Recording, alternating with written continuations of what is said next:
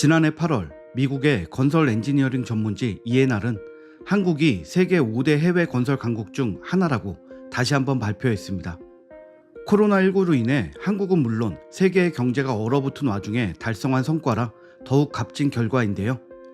전염병이 계속해서 변이를 일으키며 확산되는 와중에도 한국 건설기업은 2020년 351억 달러, 2021년에는 306억 달러 등 연속 300억 달러대를 수주함으로써 우리나라 경제에 큰 활력을 불어넣고 있습니다. 해외 건설 강국이라는 말만 들어서는 얼마나 대단한 것인지 잘 모를 수 있는데요. K건설 기술로 탄생한 세계 곳곳의 랜드마크에는 어떤 건물들이 있을까요? 오늘 영상으로 소개해 드리려고 합니다.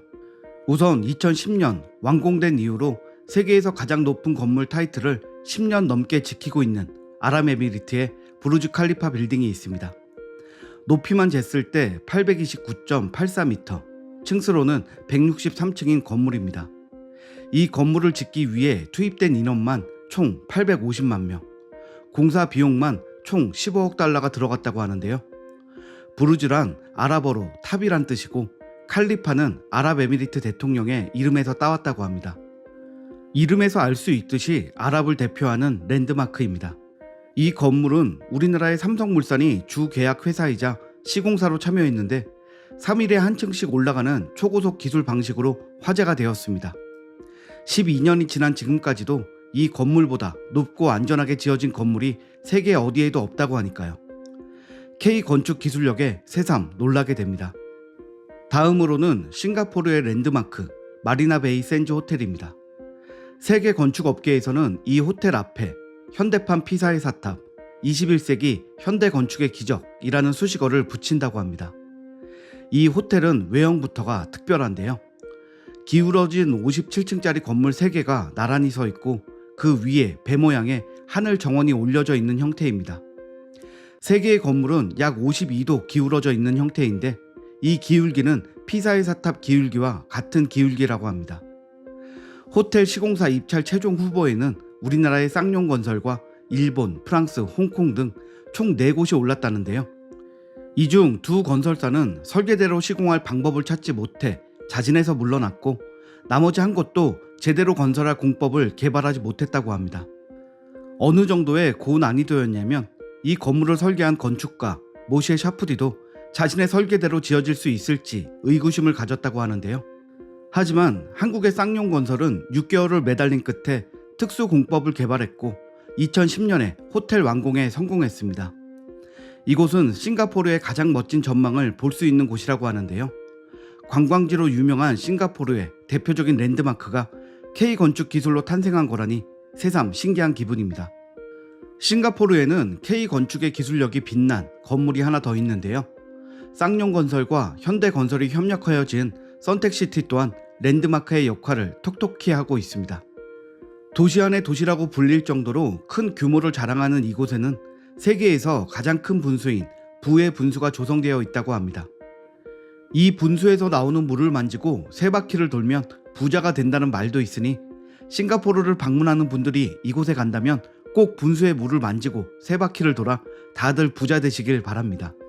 말레이시아에도 한국 건설사가 올린 높이 452m, 층수 88층의 초고층 쌍둥이 빌딩 페트로나스 트윈타워가 있습니다. 이 타워 건설 히스토리에는 재미있는 일화도 있는데요.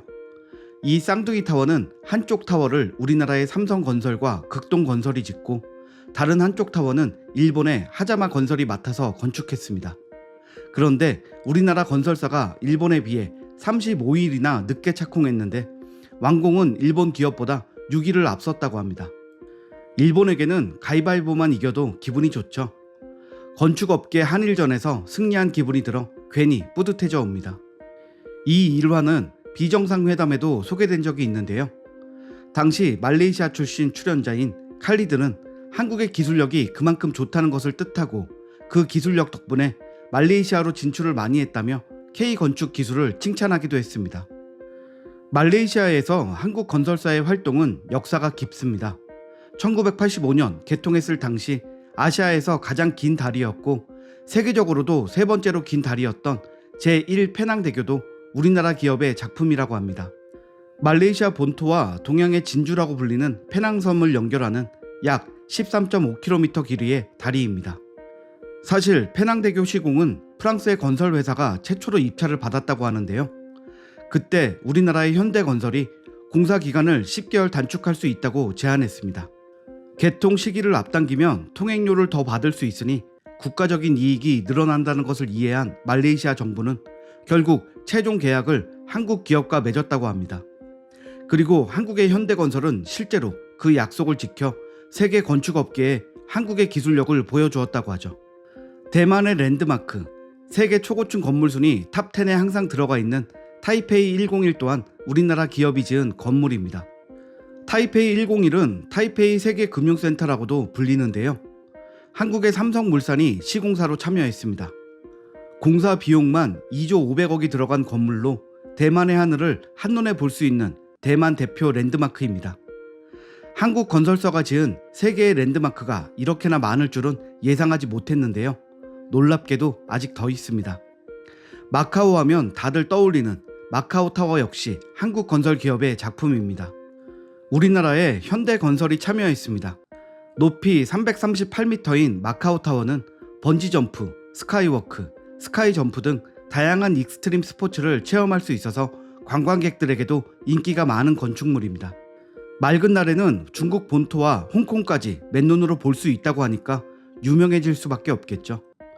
베트남에서도 한국 기업의 기술력이 빛나고 있습니다. 랜드마크 72는 2011년 당시 우리나라의 경남 기업이 완공한 베트남에서 가장 높은 건물이라고 합니다. 높이 350m에 72층으로 이루어진 건물인데요. 호텔, 백화점, 영화관, 음식점, 병원 등 각종 편의시설을 갖추고 있다고 합니다. 베트남에 방문하는 분들은 한 번쯤 방문하는 곳이라고 하죠. 뉴스에서 한국 건설 기업들이 엄청난 수주를 달성했다. 한국은 세계적으로 유명한 건설 강국이다 라는 말을 들어도 사실 크게 와닿지는 않았는데요. 실제 우리나라 기술자들의 손을 거쳐서 지어진 세계 유명 건물들을 보니 감탄이 절로 나오는 것 같습니다.